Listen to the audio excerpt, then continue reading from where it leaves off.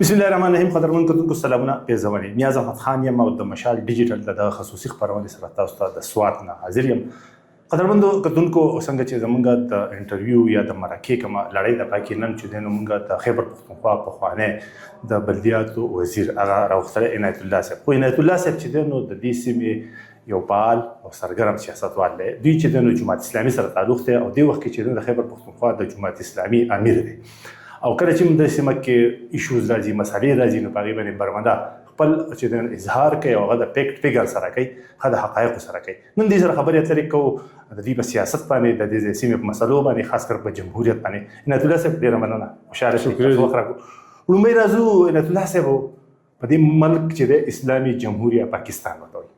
او وایي چې دا جمهوري ملک دی او جمهوري پارټیان ډېر شی دي. اوس هم په دې ملک کې چې دی نو کومې پارټیان دي ځان ته جمهوري وایي، خو دوی چې دی نو د سپریم کورټ په حکم باندې بلدیاتي انتخابات وکړل. انتخابات 2 ځله وشول. تاسو د بلدیاتي ادارو مشر پاتې شوی او صوبایي وزیر پاتې شوی. دغه پوښتنه کوم، دا دواړه ځله کوم چې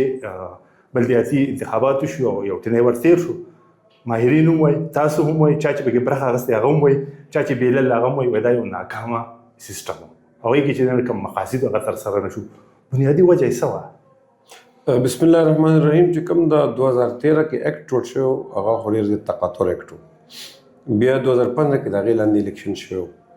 او د 2019 پورې هغه بلدیاتي ادارې چې وي نو هغه قایمې وي. نو هغه خو ډېر زیات تقاطر اکټ و. د هغې خو بین الاقوامي ادارو ورلډ بینک او د اشرت حسین خپل کتاب لیکلی انګورنیبل او UNDP وغیره، هغې وایي چې دا د آرټیکل 40A د روح مطابق نظام دی. ځکه چې ځکه له منسټرو مو 2015 نه 18 پورې په هغې کې 80 ارب روپۍ مونږه لوکل ګورنمنټ سره ټرانسفر کړی وي او هغه نظام چې که پاتې شوی وی نو لوکل ګورنمنټ کې غټ انقلاب راغلی وي. خو د بله مرغه په 2019 کې د PTI حکومت په هغې کې تقریبا 100 نه زیات آرټیکلز چینج کړو او ډسټرکټ ګورنمنټ یې ختم کړو. تحصیل الیکشن یې ډایرکټ کړو. چې کله ډایرکټ الیکشن وکړي نو بیا اختیارات ورکړي او اختیارات بیا 2021-22 کې الیکشن وشو نو اختیارات نه مالی ورکړل نه انتظامی ورکړل، بلکې ډسټرکټ ناظمان، تحصیل ناظم چیرمنان او د ویلیج چیرمنانې، د تحصیل میونسپل ایډمنسټریشن، د اسسټنټ کمشنر او DC چې دی نو دغه کړل، د هغې ماته یې کړل او د افسرشاهي لاندې راوستل. خو د ټولو غټه چې کوم ظلم او زیاتۍ وشو هغه دا وشو چې هغې ته د سر نه ډیولپمنټ فنډز ورنه کړل او دا د پاکستان د ټولو نه ناکام ترین بلدیاتي نظام ثابت شو. او د بلدیاتي نظام څخه سیاسي لیډرشپ ټول هم زیاتې کوي چې کوم پولیټیکل پارټۍ دي یا سیاسي حکومتونه دي. خو د PTI د خیبر پختونخوا حکومت د 2021 نه واله د 26 پورې چې کوم بلدیاتي ادارې منتخب شوي د هغوی سره ډېر ظلم کړی دی. او زما خیال چې د بلدیاتي ادارو وقات چې دا کمپلیټلی دی ختم کړی دی. د دې په جمهوریت او بیا لاندې سطح ته اختیارات ورکولو او بیا چې د جمهوریت روح وایي، هر سړی وایي چې ټوله دنیا کې دا منلی شوي ده چې بلدیاتي ادارې یا لاندې سطح کچې ته اختیارات ورکول دا د ملک د ترقۍ راز دی او جمهوریت روح دی. دې ته څومره زیان ورسېږي؟ ګوره زیان خو پاکستان کې د بلدیاتي ادارو مسلسل چې کوم زموږ پولیټیکل پارټۍ دي یا سیاسي حکومتونه دي هغو د دې نه تېښته کوي، دې سره زیاتۍ کوي، بلدیاتي ادارې قایمېدو ته نه پرېږدي. نو حکومت وفاقي وي، صوبایي وي او بیا لوکل ګورنمنټ او د پاکستان آئین هم دغه وایي. نو د هغې په نتیجه کې جمهوریت چې د پاکستان کې کمزوری شو. دلته ادارجاتي استحکام رانغی، انسټیټیوشنز ډیولپ نشو او عام خلک چې دي نو هغه په وسایلو په اختیاراتو کې شریک نشو. نو د دې وجې نه د عامو خلکو د پاکستان د سیاسي نظام نه اعتماد پورته شوی.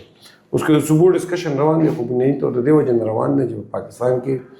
یو با اختیار او طاقتور بلدیاتي نظام زموږ صوبایي او مرکزي حکومتونو پرې نه ښوده. ډېر لوی تاوان وشو جمهوریت ته، ډېر لوی زیان ورسېده او د دې دپاره به رښتیا خبره داسې ده چې یو ډېره زیاته غټه ماپي سیاسي قیادت ته اوښتل غواړي او د دې خپلو زړه ګناهونو نه به توبه کول غواړي او یو طاقتور بلدیاتي نظام د دې نه بغیر د پاکستان د ګورننس کرایسس چې کوم دی بحران دا نه ختمېږي. دلته تاسو دا خبره وکړه خو اوس د دې اثر چې دی بیا په صوبایي اسمبلی ممبرانو په قومي اسمبلی ممبرانو څه پرېوته په داسې حال کې چې په هغې باندې نیوکې کېږي چې دلته یو خاص قوت دی اسټبلیشمنټ ورته تاسو وایي هغه چې دی نو د هغې په مرضۍ باندې دلته حکومتونه جوړېږي او ورانېږي د هغې باندې څومره عدم اعتماد ګوره که د صوبایي قومي اسمبلۍ ممبرانو خپل کار کولی د حکومت د اسټبلیشمنټ د دې اکاونټیبلټي کولی په دوی نظر ساتلی پالیسي میکینګ یې کولی لیجسلیشن یې کولی دا به ډېر طاقتور وي. د دوی څه کار دی چې دوی کوڅه جوړوي د دوی څه کار دی چې دوی ټرانسفارمر لګوي د دوی څه کار دی چې دا کویې جوړوي د دوی څه کار دی چې دا میونسپل سروسز ورکوي دا هغه کارونه چې دا د لوکل ګورنمنټ دا د ایم پی اے ایم این اے او پارلمنټریان په خپله په ځان راغستي په پوره ترقي یافته دنیا کې مهذبه دنیا کې دا کارونه همیشه د پاره لوکل ګورنمنټ کوي ځکه خو زموږ د ملک اډول ډایرکشن نه دی صحیح روح نه دی صحیح. اوس په دې حال کې چېرې د صوبایي اسمبلی ممبران چې دي قومي اسمبلی ممبران دي دا په هغې تورونه لګي چې دوی اختیارات ځکه لاندې نه ورکول چې په دغې کې ټیکېدو ته بېلابېږي څنګه چې تاسو لار هغه جوړوئ ټرانسفارمر هغه جوړوئ سیمټ هغه لګوئ تختۍ د هغه لګي درې وجې دي د هغو هغه عزت پکې کمیږي د هغو هغه اختیارات کمیږي. درې وجې دي یو وجه دا ده چې دوی نه غواړي چې عوامو ته اختیار میلاو شي. پاکستان کې اشرافیه چې په هغه کې پولیټیکل ایلیټس دي بیوروکریسي ده جوډیشري ده زموږ آرمي ده او بزنس ایلیټس دي دا په شریکه باندې رایې شوي دي دې محدود خلکو په اختیاراتو قبضه کړي دوی نه غواړي چې عوام امپاور شي. نمبر 1 دا. نمبر 2 خبره دا چې د دې په نتیجه کې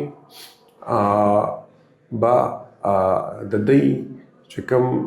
یو قسم کنټرول دی ټیکهداري دا ختمېږي. او درېیمه خبره چې د کرپشن لارې به بندېږي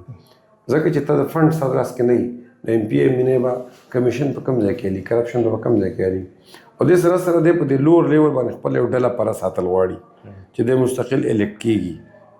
سرپرستي د یو ډلې پر یو جنبې کوي نو که د ده دا اختیار واخیستي نو هغه ډله پره به یې دریش ساتلی دا یې په پیسو ساتي. اوس جماعت اسلامي چې دا هم ځان ته یو جمهوري پارټي وایي او ستاسو هم څو ځله چې دی نو ممبران راغله تاسو هم درې پیرې منتخب شوي یې د منګوره سیټي که موږ ګورو دی نه منتخب شوي دي نور ځینې هم منتخب شوي هغې هم دغه اکسرسایز جاري ساتلی دوی ولې چې دغه چینج بدلون جماعت اسلامي چې کوم وختو کې وه نو یو خو د 2002 نه 8 پورې وه 2002 نه 8 پورې خو بلدیاتي نظام و د نه بلدیاتي نه کوم چې ترقیاتي کارونه چې دوی سره د کار پر لیجسلیشن دی یعنی قانون سازي ده یعنی تر څو پورې چې لکه په وطن کې اکراس د بورډ دا فیصله نه شي وي چې ایم پی ایم نه ته فنډ نه ملاويږي نو صرف د جماعت اسلامي ممبر دا نه شي ویلی چې زه به فنډ نه الم. د هغې وجه دا ده چې کله بل ایم پی ته فنډ ملاویږي او ته به چې ما زه به نه الم نو ستا ورکر به لاندې کې خلک به تا نه ډیمانډ کوي ته به خامخا کار کوي. نو د دې وجه نه جماعت اسلامي ممبر زه چې د جماعت اسلامي د ذمه دار په زه د اصولو خبره کوم که دا اصول اکراس د بورډ بغیر د څه تقسیم نه په حکومت او په اپوزیشن دواړه یو شی لاګو شي جماعت اسلامي به دا په خوشحالۍ سره اکسپټ نو که تاسو د اختیار راغی تاسو به دې قانون کې بدلون کوئ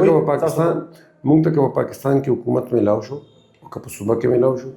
نو صوبه کې به یو طاقتور بلدیاتي نظام جوړ او ټول اختیارات به ضلعي حکومتونو ته ورکوو. که پاکستان کې راته اقتدار میلاو شو نو موږ په آئین کې ترمیم کوو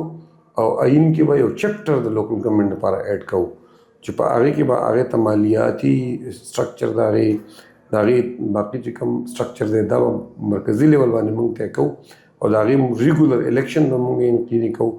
انشاءالله تعالی موږ پاکستان ته با اختیاره د افسرشاهي نه آزاد لوکل ګورنمنټ نظام اوس د یو سابقه منسټر په حیث څه وایي چې کوم بلدیاتي نظام چې کوم تیر شوی ناکامه دی او کوم چې په هغې کې په زرګونو منتخب نمایندګانو هغه چې د ظلمونه هم ښځې پکې هم د مختلف طبقو نه په راتلونکي الیکشن کې به دوی برخه والي دوی به چې دی نو الیکشن کې خو برخه دی الي ځکه ډېر خلک داسې وي چې هغه رنګه ریکګنیشن غواړي ډېر خلک داسې وي چې هغه غواړي چې ما ته ټایټل ولګي خو حقیقت دا دی چې ډېر خلک به نازړی ځکه هغه سپیس چاته نه پرېښودل پکړي او کېدای شي په دې امید وي چې دوباره به ما ته پیسې میلاو شي. اوس د دې حل څه دی ستاسو په خیال زما حل یو با اختیاره بلدیاتي نظام دی او د پاکستان په آئین کې ترمیم دی چې د ترمیم په نتیجه کې پاکستان ته کې یو با اختیاره بلدیاتي نظام جوړ شي په آئین کې یو چپټر ایډ شي چې دې ته د NFC واټ په ذریعه پیسې ورکړل کېږي پوره پاکستان کې د بلدیاتي نظام نمونه او سټرکچر او او ټیرز یو شانتي وي دې ته د ټیکسیشن پاورز او انتظامی پاورز نو به څوک کوي دا به څوک امپلیمنٹ کوي دا تر څو پورې چې پاکستان کې پوره کنسنسس نه جوړ شوی اسلام آباد کې په کانسټیټیوشن کې امندمنت نه شوی نو صوبو سیاسي پارټیانو به څونه ذمہ سیاسي پارټیانو په کې ذمہ دي یعنی سیاسي پارټیان چې صوبې په جوړي نو صوبو نه دا خدمت چې بلدیاتي الیکشن جوړ کی بلدیاتي الیکشن وکي کدی بلدیاتي الیکشن کړو بلدیات اختیار ورکړي صوبې ډیماند چا نه کوله اسټابلیشمنت د صوبو خبره بیان کوله او خیرنه پښتنه کوم ک بلدیاتي تنظیم تاسو څنګه ویل تاسو د مرزي مطابقت تاسو چې کوم نظریه را هغه اختیار ولا ورکړي شي نو څونه د خلکو مسلې به دې سره حل شي زموږ خیال دی د پاکستان د گورننس او د خلکو مسلې به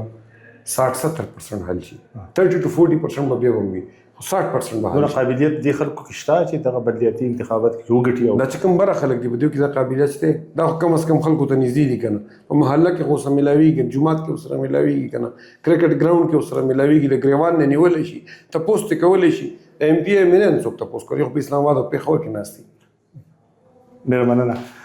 قدرمن کتونکو عنایت الله صاحب چې سابقه د خیبر پښتونخوا د بلدیاتو وزیر پاتې شوی دی سیاسي مشر دی د جماعت اسلامي لیډینګ کوي هغې سره په دغه باندې بحث شو چې بلدیاتي نظام څونه اهم دی او دا څنګه پکار دی سره خپل قربان نیاز احمد خان ته اجازه ورکوي